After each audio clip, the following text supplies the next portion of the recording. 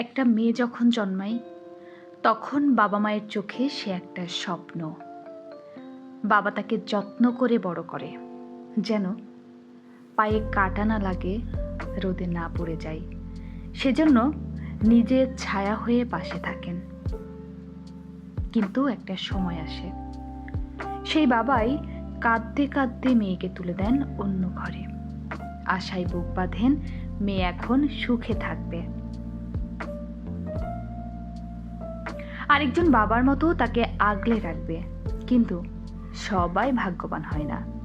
অনেক মেয়ে সে নতুন ঘরে পায় না ভালোবাসা, পায় না সম্মান, বরং প্রতিদিন তাকে শুনতে হয় কটু কথা, সইতে হয় অবহেলা, কত মানুষের কথা।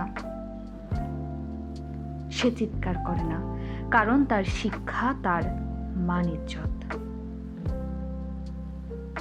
আর ওইদিকে বাবা মা ভাবে মেয়েটা হয়তো সুখে আছে, কিন্তু সে জানে প্রতিদিন সে একটু একটু করে ভেঙে যাচ্ছে। তারপরও সে টিকে থাকে, কারণ সে জানে সে শুধু একটা মেয়ে নয়, সে একটা দায়িত্ব, সে একটা ভবিষ্যৎ।